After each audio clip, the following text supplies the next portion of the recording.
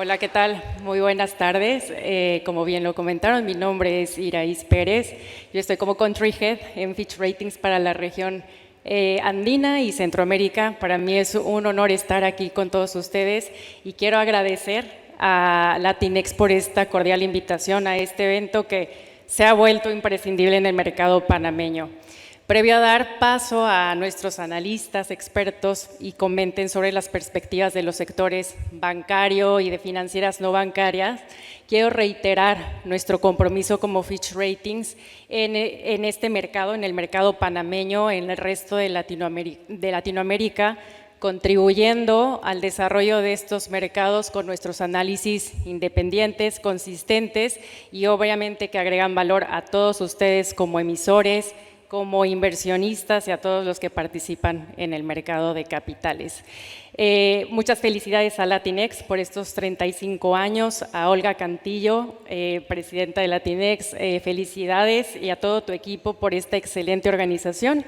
Les agradezco nuevamente, me pongo a sus órdenes y con esto doy paso a nuestra conversación. Mónica Ibarra. Mónica Ibarra es directora senior y head analítica para Latinoamérica, para instituciones financieras no bancarias. Y Alejandro García,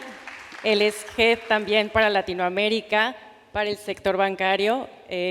Bienvenidos y bueno, adelante, les doy la palabra. Gracias.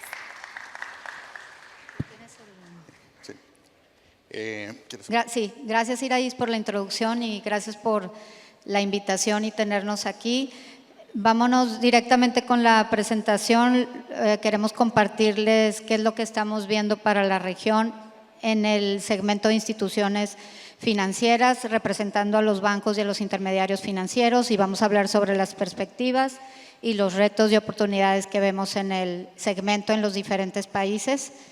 Te cedo la palabra, Alejandro, para empezar con qué es lo que estamos viendo y cuál es la perspectiva de los bancos. Gracias, Mónica, gracias, Iraís, y gracias a todos por su atención. Sabemos que estamos en esta posición difícil de ser justo la última presentación antes del almuerzo, así es que prometemos ser lo más eficientes y trataremos de compartirles información que pensamos que es de relevancia para ustedes. Muy enfocada en el sistema financiero, pero creo que ha sido un tema recurrente a lo largo de las presentaciones. Al final de cuentas es un socio importante para muchos de los proyectos que están hoy, digamos, al tope de la agenda para Panamá y obviamente para el resto de la región. Así es que entremos en materia y la intención es presentarles un panorama general y especialmente enfocando o concentrándonos en lo que vemos como algunas de las oportunidades y también de paso algunos desafíos.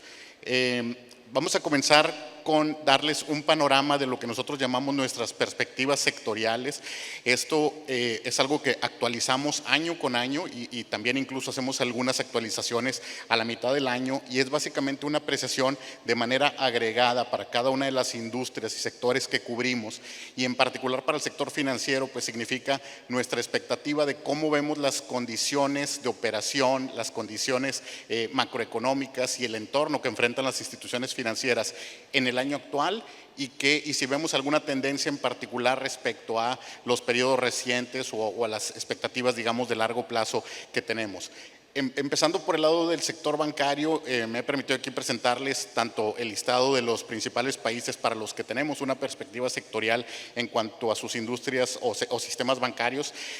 tanto para el año 2024 como las que publicamos al inicio del 2025 y las últimas que son de algunas semanas atrás, que es la actualización de mitad de año. Obviamente quisiera resaltar un par de cosas brevemente. En primer lugar,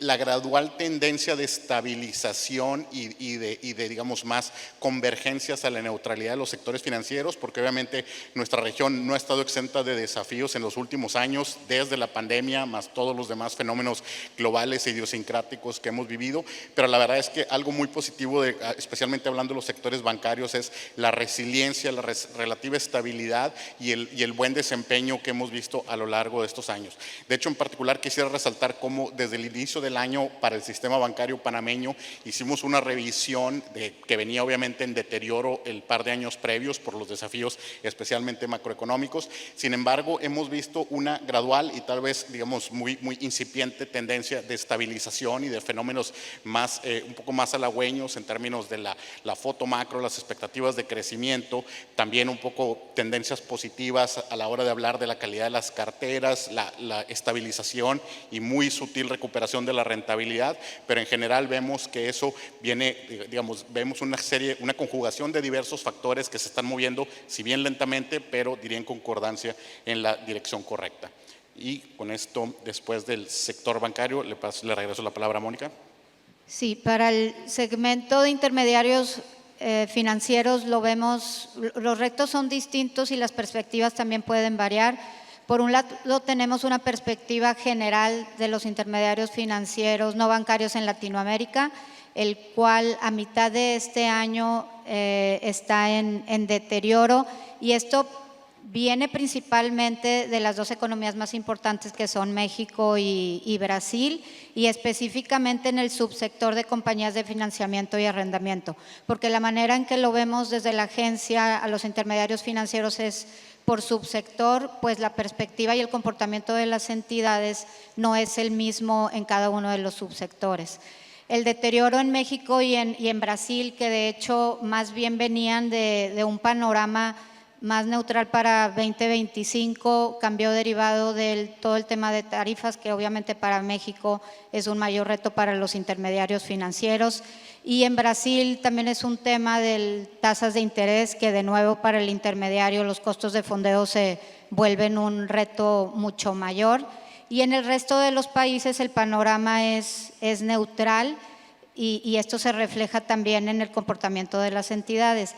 Ahora, si nos vamos a ver otros subsectores, que son las casas de bolsa, los administradores de inversión, compañías de inversión y las compañías de infraestructura de mercado, venían con un panorama neutral. Estos son modelos de negocio que son más resilientes, tienen un track record mayor, y en algunos casos, como las casas de bolsa y las compañías de infraestructura de mercado, en tiempos de incertidumbre incluso se benefician de la volatilidad del mercado y son capaces de mantener sus administraciones. Igual las administradoras de inversión y las compañías de inversión, sin embargo, en la mitad de 2025 lo estamos viendo con algo de deterioro, pero es un tema más sobre las valuaciones de los activos bajo administración, que de alguna manera pueden afectar los fees de algunos administradores de inversión. Sin embargo, creemos que las condiciones y el comportamiento siguen esta línea más neutral de modelos, que son mucho más resilientes a las condiciones del mercado. Gracias, Mónica. Y esto, bueno, aquí solo reflejamos rápidamente las últimas acciones, tanto positivas como negativas, desde el año 2023, y como pueden ver en los últimos 4 trimestres hemos visto un enfoque más hacia acciones positivas, cuando anterior a esto todavía 2023 y la mitad de 2024 veíamos acciones negativas y también positivas, ¿no? De hecho, en el lado de bancos, que vemos una participación importante de acciones negativas en el segundo trimestre del 2024, refleja justo la baja de bancos, las calificaciones de bancos panameños,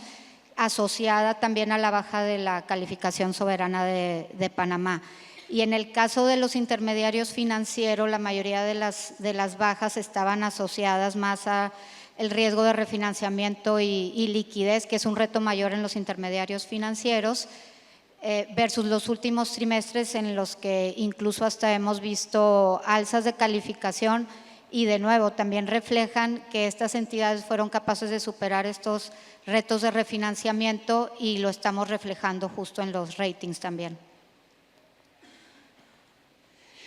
Otro de los temas que queremos mencionarles es precisamente hablando de las oportunidades, y parte de lo que vemos en línea con la gradual estabilización de las condiciones del mercado, es precisamente el apetito que vemos en los mercados de capitales para mayores colocaciones, de instrumentos primarios, sean de deuda, de capital. También hemos visto incluso algunos de estos instrumentos híbridos que sirven como de cuasi capital. Obviamente, hablando de ese sentido, y en particular con el sistema bancario de América Latina, algo que les queríamos mostrar acá es el volumen que se ha emitido, y esto es exclusivamente hablando de los mercados internacionales, y quisiera enfatizar que es un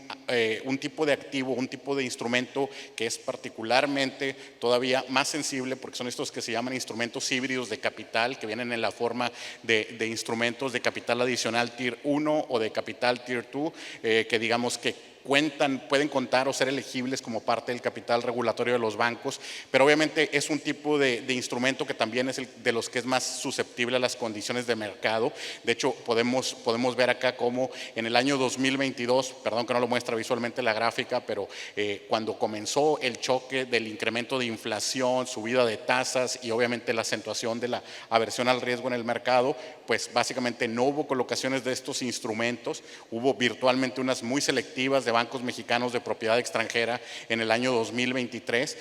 pero en realidad fue hasta el 2024 que hemos visto ya una recuperación sustancial y que ha continuado en el año 2025. De hecho, en el 2024 ya fue el año récord de este tipo de instrumentos, superando los volúmenes que habíamos visto previo a la pandemia, que ya eran bastante razonables, pero además hay algunas otras tendencias interesantes en este sentido. Por ejemplo, quisiera resaltar el hecho de cómo los bancos brasileños básicamente han desaparecido de este mercado por razones correctas, es más bien por la profundidad que hay en el mercado brasileño, y estas instituciones han mirado más bien al mercado local, pero eso obviamente le ha abierto la puerta en términos del apetito de los inversionistas por emisores que vienen de otros mercados. Y por ejemplo podemos ver cómo en el año 2024 y 2025 incluso una parte significativa del volumen se ha emitido de instituciones o bancos basados en Colombia, en Perú, además de algunos otros, y vemos que cada vez hay mayor apetito para ello. Incluso el banco más grande de este país hizo una colocación que está ahí en el año 2021, y el día de ayer precisamente se anunció también la transacción de Bladex, de este banco multilateral también, que logró concretar un instrumento de esta naturaleza. Entonces, al final hay bastante apetito por estos instrumentos y, perdón, me voy a adelantar una lámina, precisamente porque vemos que buena parte del apetito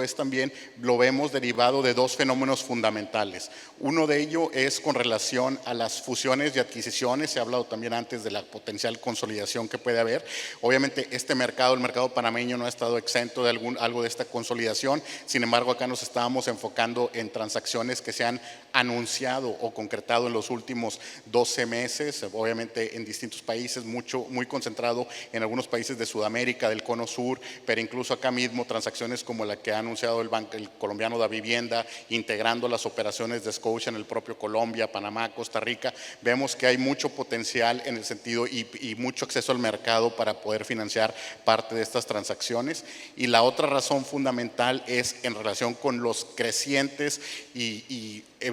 constantemente cambiantes requerimientos regulatorios de capital que enfrentan los bancos. Esta es una lámina muy general. Obviamente el régimen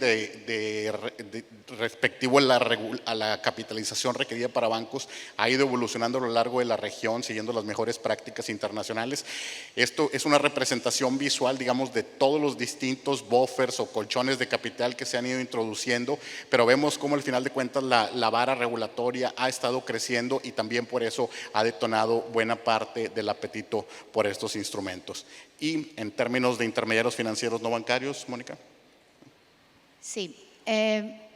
el financiamiento para los intermediarios financieros sabemos que es el mayor desafío, pero por otro lado también creemos que se presenta como una oportunidad, porque siguen habiendo oportunidades de crecimiento para los intermediarios financieros por la baja penetración de crédito que hay en la mayoría de los países de Latinoamérica.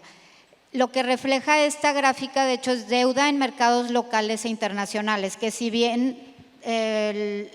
viendo solo la deuda internacional, que la vamos a ver en la siguiente filmina, representa otra historia, pero si incluimos también la deuda local, lo que queremos resaltar es cómo los mercados locales siguieron siendo muy activos y se reactivaron desde 2022, después de una sequía que sí hubo en 2020 y 2021,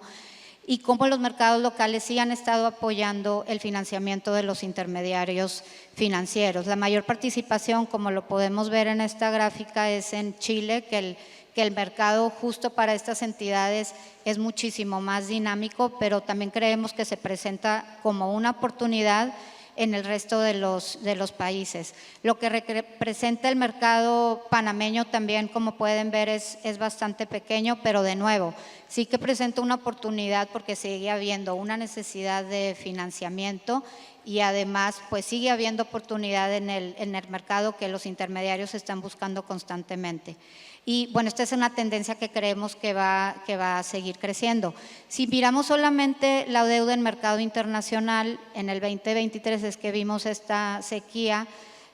porque este sí fue un segmento muy afectado, si recordamos los defaults que hubo en México de los intermediarios financieros más grandes, pero desde 2024 vemos una reactivación en mercados globales de estas entidades en segmentos particulares y en distintos modelos de negocio, no solamente entre compañías de financiamiento, de crédito y arrendamiento, incluso administradores de inversión que han podido colocar en Chile cajas de compensación que han logrado llegar a los mercados globales, por lo que también pensamos que aquí se presenta una oportunidad muy grande de seguir creciendo el mercado global de bonos para estos participantes. Bueno, otro tema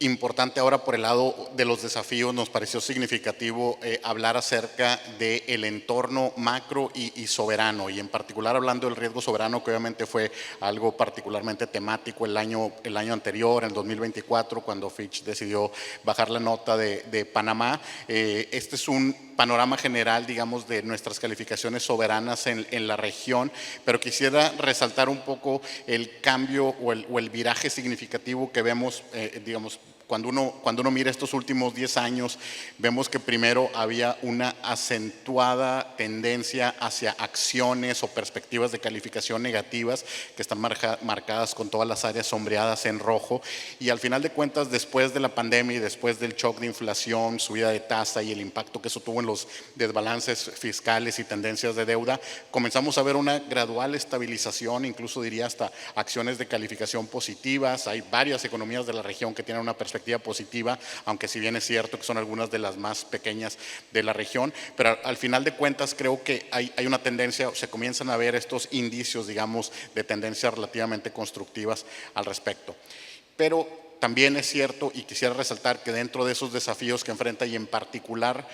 Panamá, hemos notado, y aquí tratamos de segmentar, por ejemplo, nuestras expectativas de crecimiento económico, que pueden ver en la gráfica del lado derecho. Hay como un eventual crecimiento muy dispar en la región, que si pueden ver, las economías más grandes han tenido a desacelerarse, y de hecho están mostrando las expectativas de crecimiento más bajas para para este año 2025 y nuestros estimados del 2026, mientras algunas de las economías más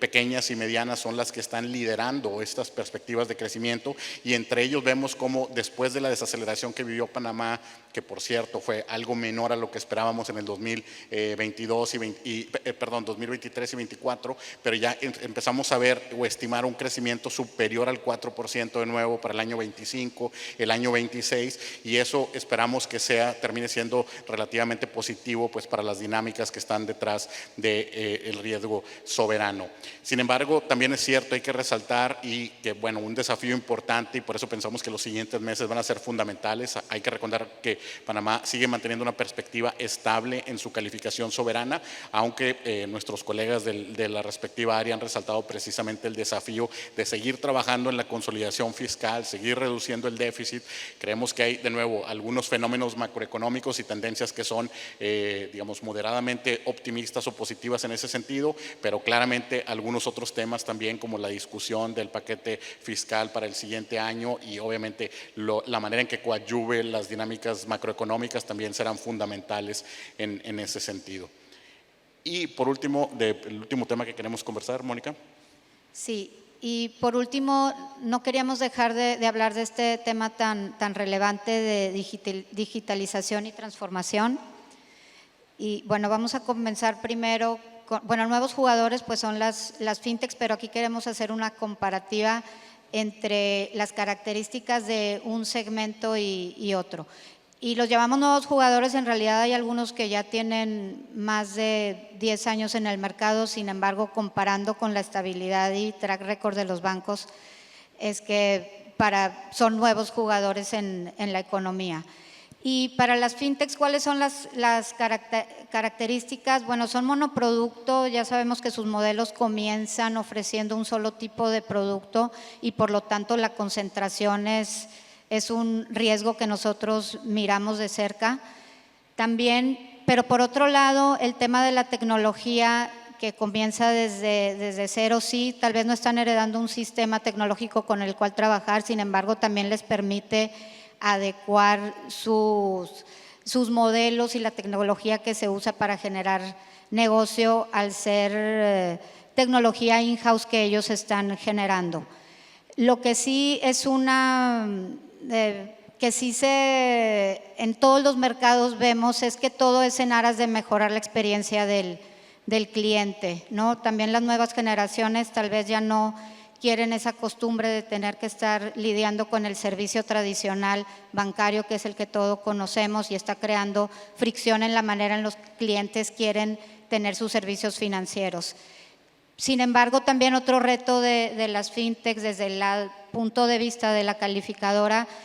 son esos modelos de negocios con menor track record que por lo tanto no han podido ser probados a través de los ciclos económicos. No, a comparación que los bancos que han atravesado retos económicos en diferentes etapas, en diferentes años y ya tienen una posición de mercado muy establecida, clientes de muchísimos años y también muy estables, han probado esa resiliencia que las fintechs no han podido probar, conocen el mercado, tienen una capacidad mayor de fondeo, también lidian con costos de fondeo menores o tal vez más manejables en comparación con las fintechs que además están enfrentando a un crecimiento muy alto. Sin embargo, también está el reto en la banca de tener que adecuar su tecnología precisamente para mejorar esta experiencia del cliente y generar mayores eficiencias a la hora de ofrecer sus servicios financieros. Voy a pasarme acá, donde también queremos resaltar cuáles son las diferencias que vemos en los diferentes países y aquí estamos resaltando los países donde estamos viendo la mayor actividad de las fintechs y el mayor crecimiento también.